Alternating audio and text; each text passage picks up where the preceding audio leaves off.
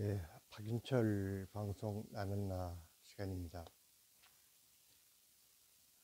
오늘 방송이 이제 새해 첫 방송이 될 텐데, 새해를 맞이하면서 뭔가 희망과 꿈에 부푸는 그런 즐거운 인사를 드려야 되는데, 며칠 전에 있었던 그 비행기 추락 사고로 인하여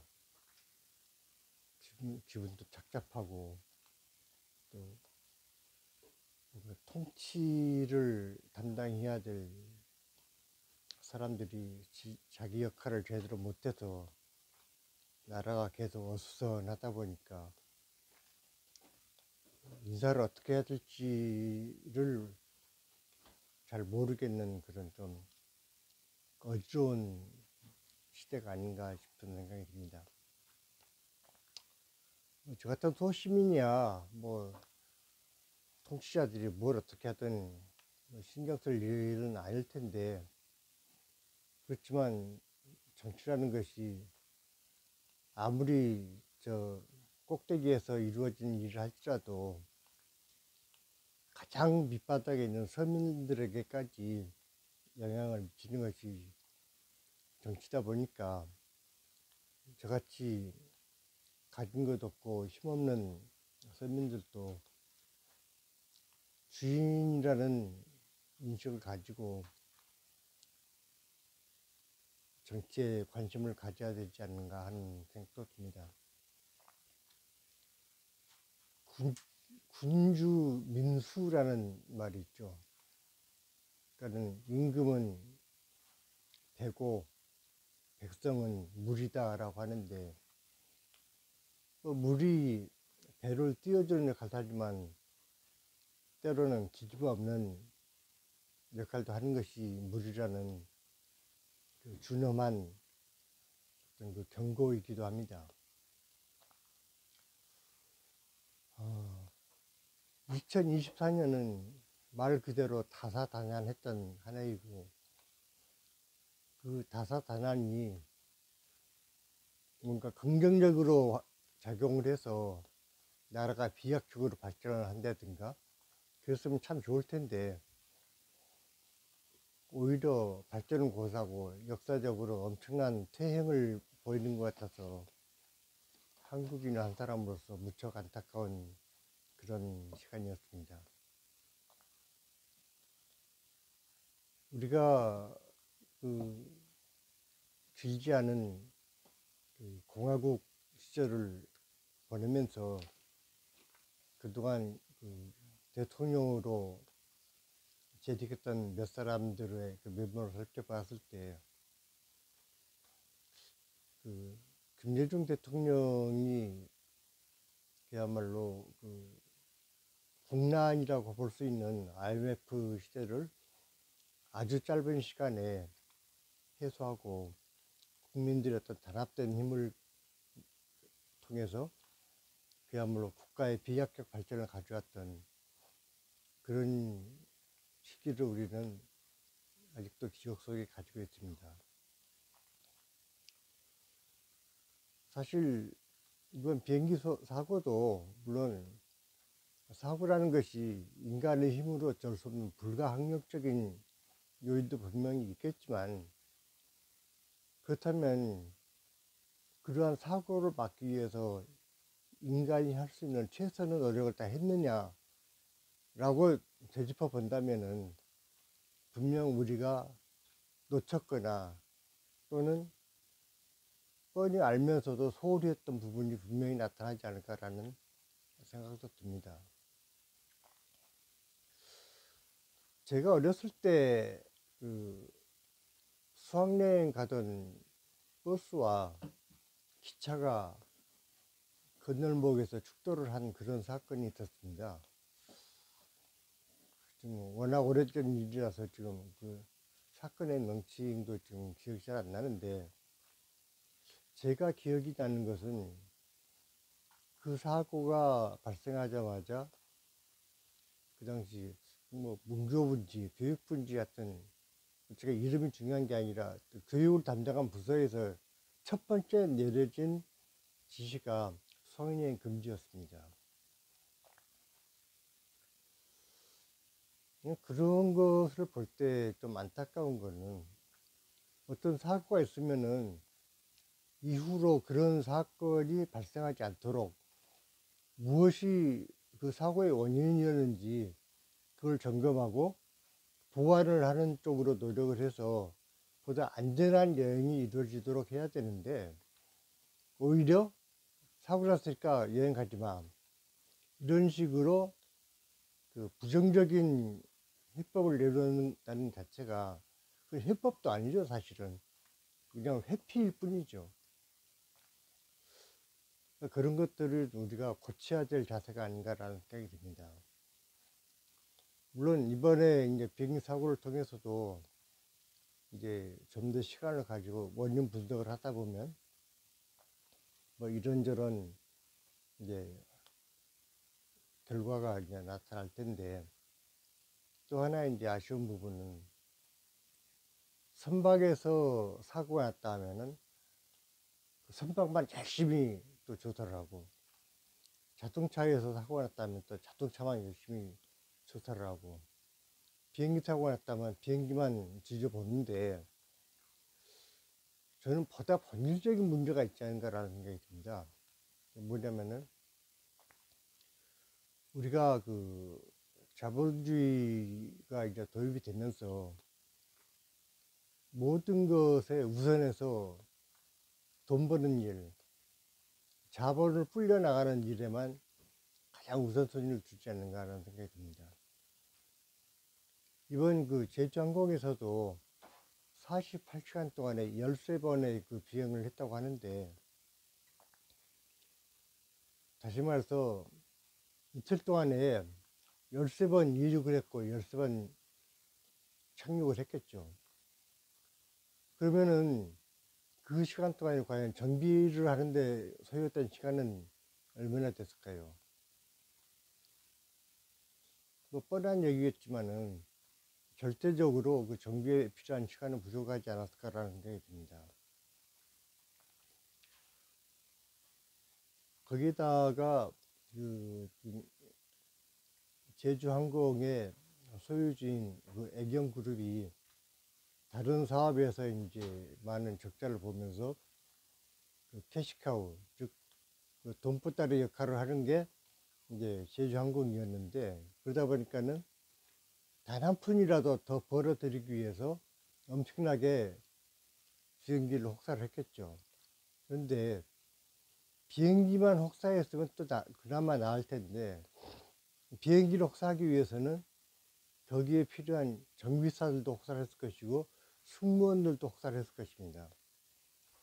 즉 인간의 생명이나 안전에 우선순위를 두지 않고 어떻게 하면 한 푼이라도 더 벌 것인가에만 관심을 갖다 보니까, 보다 근본적으로 배려되어야 될 안전이나 생명에 대한 존엄성, 이런 부분들이 너무 뒤로 밀려버렸다는 것이죠. 또 하나 우리가 여기서 이제 이번 사고에서는 크게 드러나지는 않는데, 2차 가해 부분에 대해서도 우리가 각별히 주의를 해야 될 것 같습니다. 세월호 사고가 터졌을 때 그 수백 명의 어린 학생들이 멀쩡하게 그 회피할 그 구조를 할 수 있는 시간이 있었음에도 완전히 가라앉을 때까지 구조 활동을 하지 않았던, 어떻게 보면 살인에 가까운 그런 행태를 보였던 것처럼, 너무나 아쉽고 억울한 마음에 그 부모들이 그 사고 원인 규명을 위해서 단식 농성을 했을 때, 그 앞에서 폭식투쟁이라는 말도 안 되는 그 미친 짓들을 했던 사람들의 행위를 우리는 아직 기억하고 있습니다. 제발 이번에는 그 유가족들의 아픈 마음에 고춧가루를 뿌리는 그런 잔혹한 행위들은 하지 않았으면 좋겠습니다. 타인의 아픔을 나의 아픔으로 받아들이고 함께 슬픔을 나의 슬픔으로 받아들이면서 공감하고 서로를 다독여 줬을 때 그 아픈 마음은 한결 가벼워질 것입니다. 이번에 그 무안 공항에 많은 자원봉사자들이 들어가서 유가족을 위로하고 식사를 챙겨주고 또 어떤 경우에는 직접 그 몸으로 봉사를 못할 때는 돈을 보내서 그 유가족들이 진혁에 불편함이 없도록 음식을 보내준다든지 또는 여러 가지 생필품들을 지원해서 그 뭐 이름을 남길 수 있는 것도 아니고 그렇다고 해서 뭐 큰 자기 삶에 도움이 되는 건 아무것도 없을 것입니다. 그렇지만 그런 자기를 드러내지 않고 누군가를 도울 수 있다는 것, 그것이야말로 진정한 어떤 인간의 가치 있는 행동이 아닌가라는 생각이 듭니다. 사실 우리 한민족은 그동안 그 긴 역사 속에서 엄청나게 많은 외세의 침략을 받아왔고 서로의 그 어떤 아픔을 보듬어주고 격려와 위로를 나누면서 지금까지 역사를 이어왔던 훌륭한 민족입니다.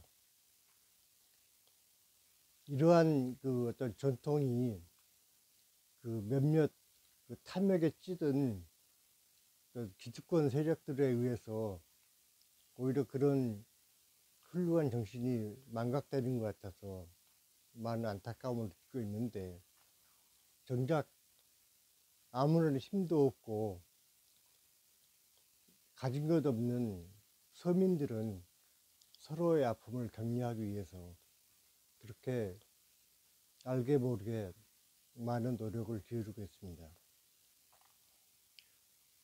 그래서 우리는 그런 아름다운 전통은 최대한 살리고 그 2차, 3차 가해를 하는 그런 그 어리석은 인간들은 철저하게 응징이나 처벌을 받을 수 있도록 법과 제도를 정비해서 우리 사회가 보다 안전하고 또 함께 아픔을 나누고 기쁨도 나눌 수 있는 그런 사회적 분위기를 만들어가는 것이 중요하지 않을까 싶습니다. 그러한 정신들이 문화적으로 힘을 발휘했을 때 K-팝이 되고 K-푸드가 되고 K-컬처가 되어서 전 세계 사람들을 놀라게 하고 있는 것입니다. 한 번의 사고가 그 사고로 인해서 얻어지는 교훈이 앞으로 보다 안전한 사회를 만드는데 기여할 수 있었으면 좋겠습니다. 그리고 제발 이제는 그 정말 별거 아닌 수단에 불과한 그 재산을 목적으로 삼아서 지나친 그 탐욕에 허덕이지 말고 제발 인간이 얼마큼 소중한 것이고 생명이 얼마큼 소중한 것인지에 대해서 관심을 가지고 그러한 그 생명을 소중히 여기고 인간의 존엄성을 모두가 인정하는 그런 자세로 우리 사회를 발전시켜 나가는데 최선을 다했으면 좋겠습니다.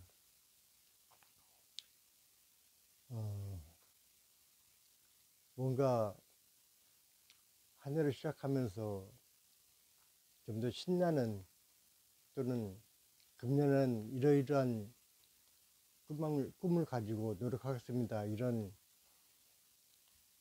얘기를 드리고 싶었는데 연말을 다가오면서 뜻하지 않은 사고로 인하여 또다시 암울한 마무리를 짓게 되다 보니까 새해를 맞이하는 이 시점에도 뭔가 제발 이제는 생명 경시 풍조를 빨리 벗어나서 우리 사회가 보다 건강하고 좀 더 밝은 사회로 자리 잡기를 기원하는 마음으로 오늘 방송을 마칠까 합니다. 감사합니다.